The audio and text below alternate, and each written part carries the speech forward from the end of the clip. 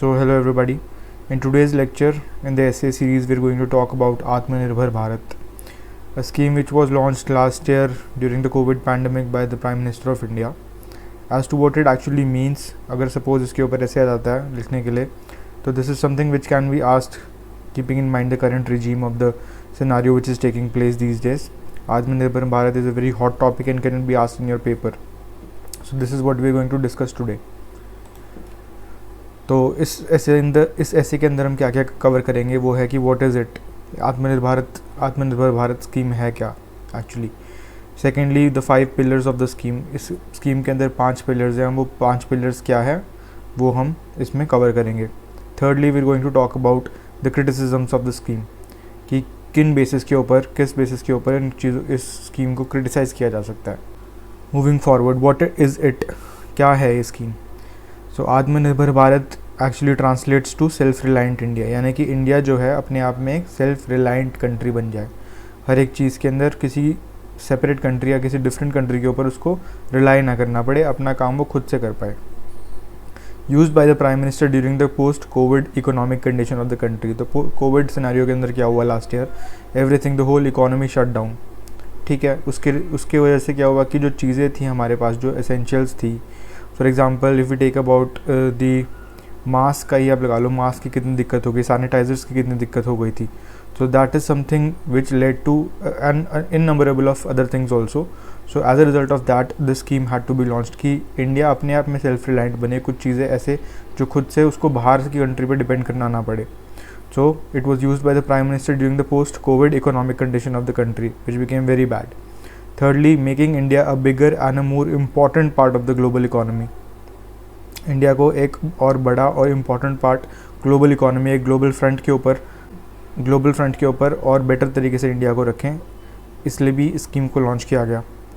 Fourthly, the policies that are efficient, competitive and resilient and being self sustaining and self generating. यानी कि ऐसी policies को लेके आओ जो एफिशिएंट है.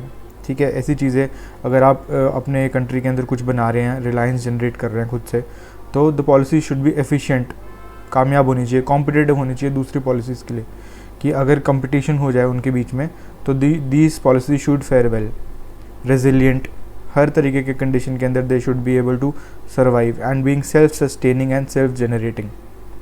On 12 May 2020, October 12 and 12 November 2020, ये 3 दिन थे जहाँ पर आत्मनिर्भर भारत स्कीम को, पैकेज को ग्रेडेड मैनर के अंदर स्टेप वाइज कंडीशन के अंदर लॉन्च किया गया. June 2014, in relation to the defence manufacturing of the self reliance in national security 2018 weapons. अब इसका मतलब क्या है कि 2014 से ही जो आत्मनिर्भर भारत स्कीम है, since 2014 it has been talked about by the prime minister of India. तो 2014 के अंदर भी this term was used initially, जब सेल्फ रिलायंस किसके अंदर लेके आए, वेपन्स के अंदर. बट जो एक्चुअल हम पढ़ रहे हैं वो that is in the post Covid scenario 2020 के अंदर. COVID-19 इनिशिएटिव्स क्या है, what is the scheme actually. The scheme is that 20 lakh crore were announced by the government in 2020. 2020 के अंदर क्या हुआ, 20 लाख करोड़ पैकेज का इन्होंने अनाउंसमेंट किया कि दिया जाएगा, अलॉट किया जाएगा, रिलीज़ किया जाएगा फॉर सेल्फ रिलायंट इंडिया. ठीक है, this 20 lakh crore was based on the 10% part of the GDP of the whole country. तो GDP जितना जनरेट होता है उसका 10% कितना आया था 2019-2020 के अंदर, दैट वॉज 20 लाख करोड़. तो इस अमाउंट को आपने सेल्फ रिलायंट इंडिया स्कीम के लिए रिलीज़ कर दिया गया. As a part of the Atmanirbhar Bharat package, numerous government decisions took place, such as changing the definition of the MSMEs, micro, small and medium enterprises जिन्हें बोलते हैं, boosting the scope of private participation in numerous sectors, FDI in defense and solar manufacturer sectors. So all these things, all these parts, all these arenas were something in which this scheme was launched. For example, the MSC, the condition of the micro, small and medium enterprises was not very well, faring not very well. So their definition had to be changed and more impetus had to be granted to these conditions, to these unfavorable conditions of the MSMEs, boosting scope for private participation. Private participation ज़्यादा बढ़ाने के लिए, ताकि जो private players हैं वो अपने ideas लेके आ पाए. ठीक है, rather than relying completely on the government, there shall be innovation numerous sectors के अंदर, FDI इन defence and solar manufacturing sectors. तो इन सब चीज़ों के अंदर इनिशिएटिव के लिए this amount has to be released. The growth of India's personal protective equipment, और PPE किट्स की कितनी ज़्यादा दिक्कत हो गई थी last year, if we try to recall PPE kits ही नहीं मिल रही थी। The growth of India's personal protective equipment sector from zero before March two 450,000 pieces a day by the beginning of July is considered as a fine example of self-reliant India. So that is something which the self-reliant India scheme boasts of as to the tremendous increase in the generation of personal protective equipment, जो बिल्कुल ख़त्म हो गया था, but in spite of everything India was able to manage all of that.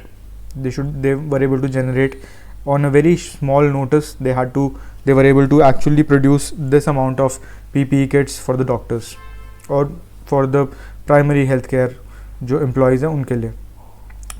And lastly, the PPE industry in India has become ₹10 crore industry in 3 months, the second largest after China. So that is something which is self-explanatory and needs no explanation. Now, two important things which come with the scheme are vocal for local and make for the world. ये दोनों point है जो scheme के अंदर implicit है. What is vocal for local? Vocal for local is not only should products be made in India. India में तो product बन ही रहे हैं, but the promotion of these products should take place so as to make these products competitive. ठीक है, at the same time, firstly these products should be made in India. Secondly, these products should be competitive at the world level. ठीक है, ये नहीं कि आप India के अंदर आप सब स्टैंडर्ड्स या लो लेवल के स्टैंडर्ड्स के ऊपर कोई किसी चीज़ को बना रहे हो. तो that should be something which should be faring well at the global level also. During the Independence Day speech in 2020, Prime Minister Modi said that the mindset of free India should be vocal for local. ठीक है, people should come forward and encourage the products which are locally produced rather than relying on foreign equipments, foreign products. We should appreciate our local products. If we don't do this, then our products will not get the opportunity to do better, and we will not get encouraged. So that is something which he delivered in his speech in 2020 Independence Day. Second point is make for the world. Now, what is this make for the world? Prime Minister Modi during the 2020 Independence speech said that make for the world should go hand in hand with make in India. ठीक है, at the first stance we are making it for the India, but the second part also we should be able to export these products. These should be of exportable quality, right? And that slogan make for the world should be a key slogan like make in India is. तो make in India, India में बनाओ, फिर India के बनाने के बाद that product should be at par with the whole standards of the products which are globally manufactured, and they should be of exportable quality. आप export कराओ और उससे आपको फ़ायदा भी हो. A variation of the slogan is make in India for the world. So that is something which can again be included in your essay paper. Now coming to the third point, the 5 pillars of self-reliant India scheme क्या हैं? Economy, infrastructure, systems, demography, demand. अब ये सब मिला के there are basically 5 things. For example, जो आपको लिखनी है, that is MSMEs की जो conditions थी उसको improve करने के लिए there has been encouragement of introducing more money to these MSMEs, helping the poor farmers.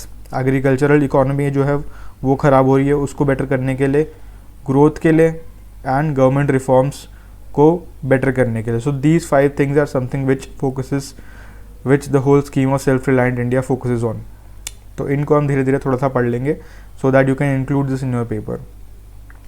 तो tranche क्या word है? So moving forward with the essay, we will have to include all these points in a very brief manner as to. पहली बात तो ये branch नहीं है, this is a tranche. Tranche मतलब होता है कि when you release an amount, ठीक है, तो you release it in a very guided manner, in a step wise manner. धीरे धीरे करके आप उसको release करते हैं. तो each of those steps is known as a tranche. First tranche क्या कहता है? Primary focus is to alleviate the sweeping distress in the micro, small and medium enterprises sector. तो MSME सेक्टर जो ऑलरेडी ख़राब चल रहा है उसको बेटर करने के लिए हम फर्स्ट ट्रांच निकालेंगे. At the heart of the industrial ecosystem and employees an estimated of 11 crore people, including much of the countries migrant workforce. For this amount total of, इसके लिए पूरा 5,94,550 crore जो था वो रिलीज़ करने की बात करी गई. सेकेंड ट्रांच के अंदर बात करी माइग्रेंट लेबर्स की. जो माइग्रेंट लेबर्स की जो प्लाइट चल रही है हमारे कंट्री में, उसके बेटरमेंट के लिए they have released the second tranche, which is measures for the distressed migrant laborers. Firstly, migrant workers who are neither National Food Security Act (NFSA) or state card beneficiaries in the state they are stationed will be provided 5 kg of grains per person and 1 kg chana per family per month, free for 2 months. ठीक है. There is another scheme which is called One Nation One Ration Card scheme, under which migrants will be enabled to access the PDS system, public distribution system जो है. अभी migrant workers को क्या है कि उनके पास राशन कार्ड ही नहीं है. So that is something which will be brought up कि राशन कार्ड हो हर migrant worker के पास, so that they can avail the public distribution system which the country again boasts of from any fair price shop by March 2021. तो हर एक जो है ये जो subsidy इनके लिए ली गई है ग्रेन्स के लिए, और secondly one nation one ration card वाली जो स्कीम है वो अवेल करने के लिए there will be methods which will be brought up. So total amount इसके लिए कितना लिखा हुआ है वो यहाँ पर मैंने अमाउंट दे दिया. The third tranche deals with the agricultural sector. What is this agricultural sector? Agricultural sector के ऊपर अभी एग्रीकल्चरल लॉज के ऊपर भी कितना विवाद चल रहा है, but that is something which again not scope of this essay. Setting up of a 1 lakh crore agri infrastructure fund. ठीक है, 1 lakh crore of agri infrastructure fund जिसमें एग्रीकल्चरल इंफ्रास्ट्रक्चर को हम बेटर करेंगे, उसके लिए 1 लाख करोड़ इन्होंने रिलीज करने की बात करी है. The formalisation of micro food enterprises with N outlay of 10,000 crore rupees. A vaccination drive against food and mouth disease among cattle. So this is a disease called foot and mouth disease. ये गलत लिखा हुआ है, foot and mouth disease है. तो इसको भी better करने के लिए वैक्सीनेशन ड्राइव्स कैटल के लिए, so that the cattle do not die of diseases. Extension of the operation greens from tomatoes, onions, potatoes to all fruits and vegetables. तो ये कुछ पॉइंट्स हैं जो एग्रीकल्चरल सेक्टर में आप इंक्लूड कर सकते हैं कि क्या क्या बेटर करने के लिए they are releasing this amount. Help for fisherman, again fisherman pisciculture जो है that is again a part of the agriculture through Pradhan Mantri Matsya संपदा योजना, उसको बेटर करने के लिए इतना अमाउंट रिलीज़ किया. Animal husbandry infrastructure development fund के लिए 4,000 crore रुपीज़ जो है रिलीज़ करने की बात करी गई है. तो total 1,50,000 crore rupees agricultural sector के ऊपर रिलीज़ करने की बात करी गई है.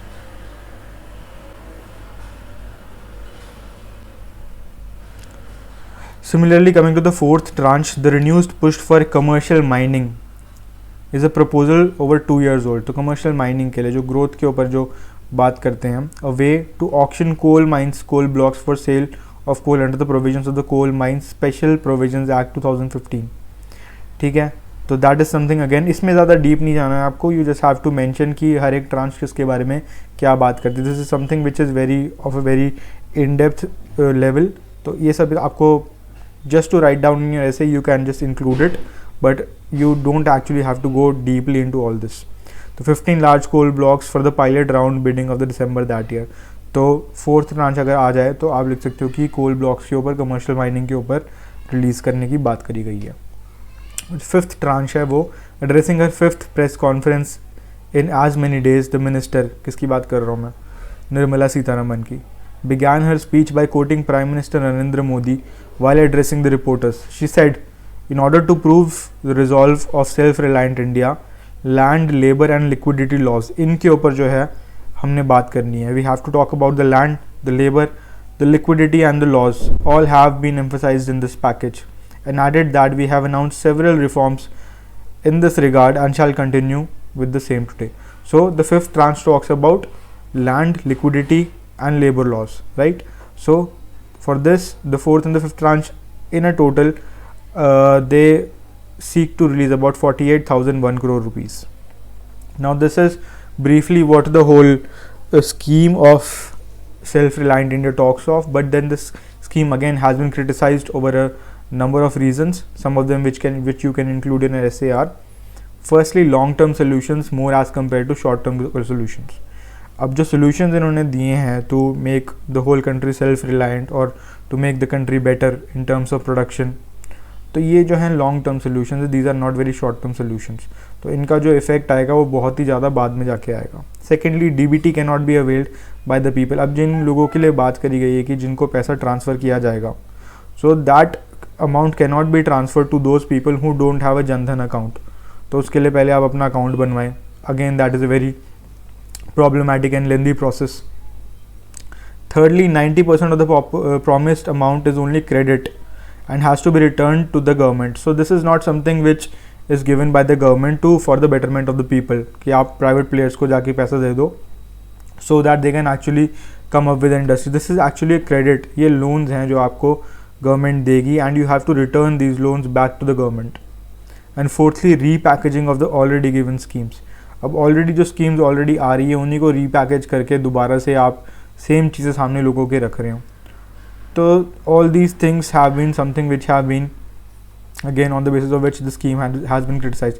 फिफ्थली ये जो मैंने यहाँ पर नहीं लिखा है वो ऑलरेडी जो कुछ अमाउंट जो है already that has already been release, तो उस अमाउंट को भी गवर्नमेंट ने इस पैकेज के अंदर 20 लाख करोड़ के अंदर incorporate कर लिया. That is again something which is misleading for the people. So this is something, a brief description of what the self-reliant scheme is.